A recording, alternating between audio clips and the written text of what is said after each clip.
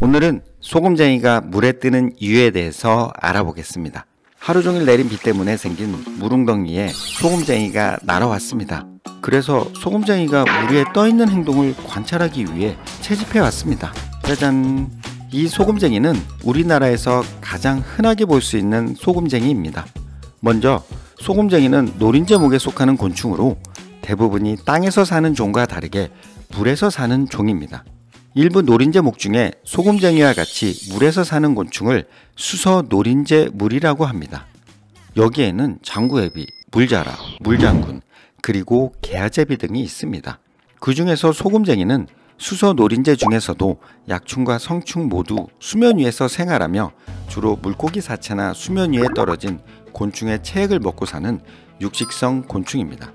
그래서 소금쟁이가 떠있는 다리의 모습을 관찰하면 소금쟁이의 다리는 노린재와 같이 6개의 다리를 가지고 있지만 앞다리는 먹이를 잡기 위해 매우 짧으며 가운데 다리는 가느다란 모양으로 몸보다 긴 것을 알 수 있습니다. 뒷다리는 가운데 다리보다는 길지 않지만 몸 길이만큼 뻗어 있습니다. 힘의 균형을 위해 자신의 몸과 다리 길이를 변형한 것입니다. 이번에는 소금쟁이가 앞으로 나아가는 모습을 보겠습니다.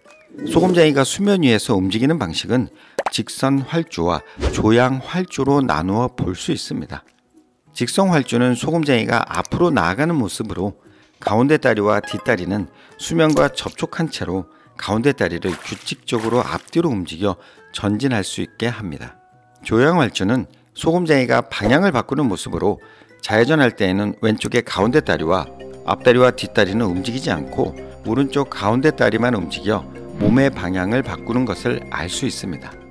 소금쟁이 다리를 자세히 관찰하면 수많은 털이 나 있는데 털에 있는 기름이 물을 밀어내는 역할을 합니다. 그리고 물 분자들은 힘의 균형을 맞추기 위해 물 표면을 작게 만들어 물 분자들이 서로 잡아당기는 힘을 가지는데 이를 표면 장력이라고 부릅니다. 물의 표면 장력에 의해서 물이 눌린 만큼 위로 받쳐주는 힘이 작용하여 소금쟁이가 가라앉지 않고 떠 있을 수 있습니다.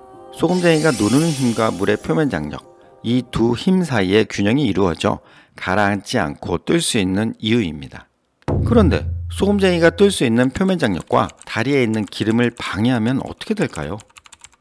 얼음의 경우에는 물 분자들의 당기는 힘이 강해져 표면 장력의 힘이 커집니다. 얼음 위에서도 스키를 타듯이 잘 걸어 다닙니다.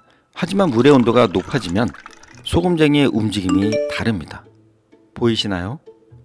소금쟁이의 다리가 점차 가라앉는 모습을 관찰할 수 있습니다. 그리고 소금쟁이 다리 표면에 무수히 많은 털에 있는 기름막을 제거해 보겠습니다. 세제물을 소금쟁이 다리에 떨어뜨리면 다리가 점점 가라앉고 결국엔 몸이 물속에 잠기는 것을 볼 수 있습니다. 소금쟁이가 뜨는 이유는 가벼운 무게와 힘의 분산, 그리고 미세한 털과 물의 표면 장력 때문입니다. 소금쟁이는 왜 땅이 아닌 물을 선택했을까요? 작고 연약한 소금쟁이는 먹이를 확보하기 위해 날개를 이용하여 날아갈 수 있습니다. 하지만 살아가기 위한 생존 전략으로 지금의 먹이보다는 세대를 이어갈 종족 번식을 먼저 선택했습니다. 다른 노린재처럼 신선한 식물 지백을 먹기보다 물 위에 떠 있는 썩은 먹이를 먹더라도 수초에 알을 숨기는 전략으로 종족 번식을 위해 물을 선택했을지도 모릅니다. 오늘의 소금쟁이 행동 실험은 여기까지입니다. 고항문방구의 멀더였습니다.